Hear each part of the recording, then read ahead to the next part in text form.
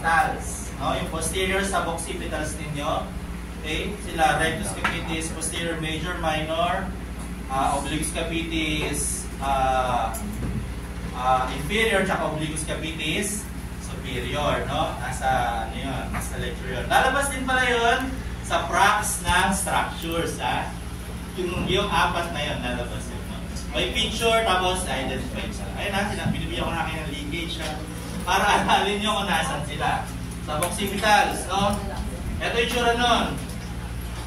Okay? Ito yung C2, di ba? Yan. Ito si rectus capitis posterior major, si minor yun nandito. Tapos ito si obliquus capitis superior, obliquus capitis inferior. Okay? Yan yun na. Nasa ano yan? Drawing sa slides. No? Okay. So sila tight. Sino pa bang nag-extend ng capital or upper cervical? Okay? Yeah, sila splenius, capitis cervicis, no? Capitis cervicis. Ako yung sa recorded lecture yung kinorek ko yung location nila. Okay? So mas nasa lateral yung capitis, mas nasa lateral pa at mababa si cervicis. Okay? So ito yung neck mo, ito si capitis. Ayan. Ito si cervicis. Okay, ito sino yung mga nandito? Si ano yan? Erector spinae lang yan. From sila spinalis capitis yan. Okay? Okay, so ito tight. Sino pa? Ito pa, itignan nyo pa sa ano? SCM tsaka scalene. Okay? So sir, ang dami palang tight sa forward head posture, no? Okay. So, ito yun. Sila yun. Sino yung ka-counter-cross nyo na type? Pecs. No? Scapular protractors. No? Hindi si serratus, ha? Si serratus mabait siyang taga-protract. No? Pag mahina siya, pangit. No? Ang taga-protract na masama, si pecs. Both major and minor to. No? Okay? Kasi bakit? Protract, tapos depress pa. No? Minor depressor. Diba? Okay? So, pecs, major, kasi minor. No? Okay, so ibig sabihin pag may forwarded posture ka, tingnan mo lahat itong muscle na ito kung mahina at malakas. Mahina at ito ay tight. Yes. Okay. So actually kung meron sa inyo may forwarded posture, pipindutin ko lang yung sa occipital mo, sakit sa ulo mo. Okay, kasi nga tight siya, no? Magkakos siya ng headache. Okay, pag ganyan ang posture nyo at lagi kayong may headache, huwag na kayo magtaka. Ang tawag dyan ay cervicogenic headache. Galing sa neck yung headache mo. Kasi naka-forward head ka. Okay? Sige. Sa gandahan mo, ano pa?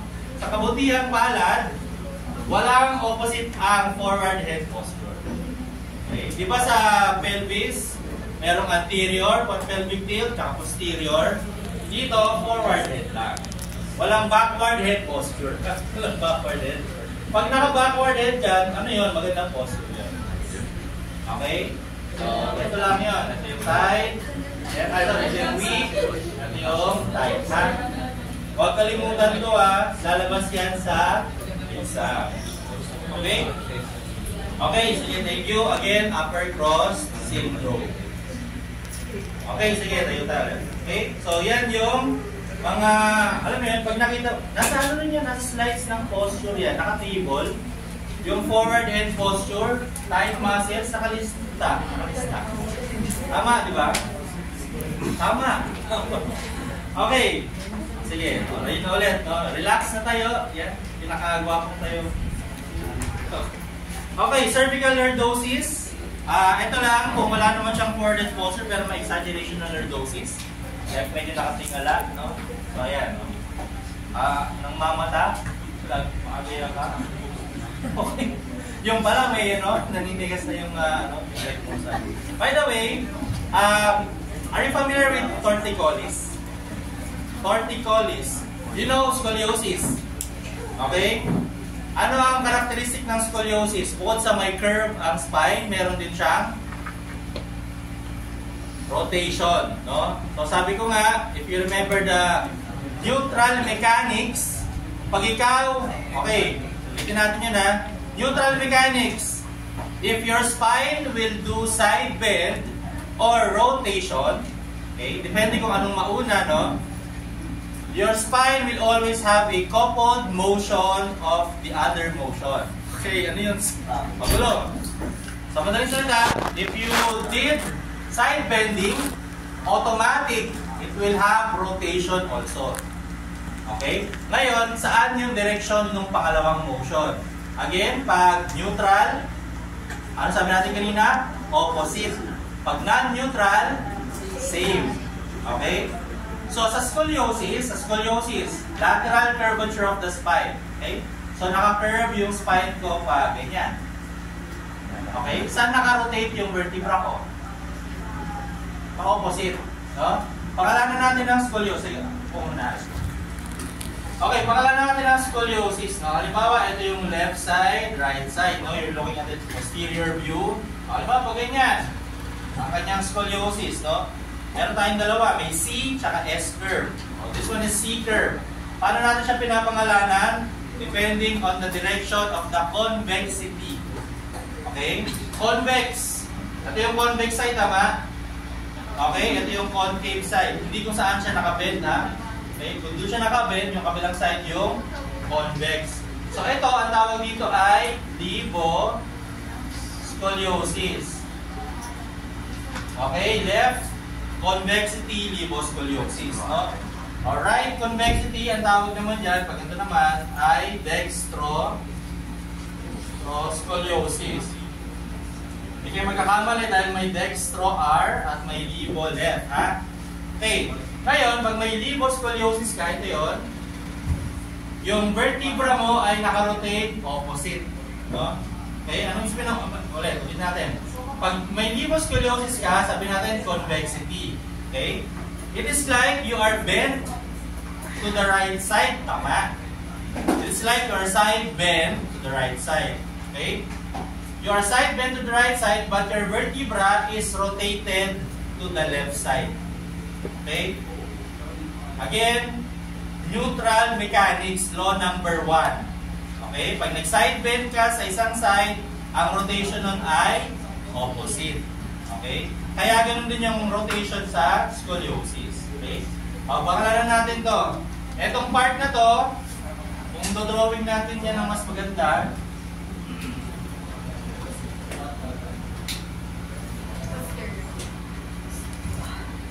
okay, ito yung tsura ng mga vertebra nyo, no?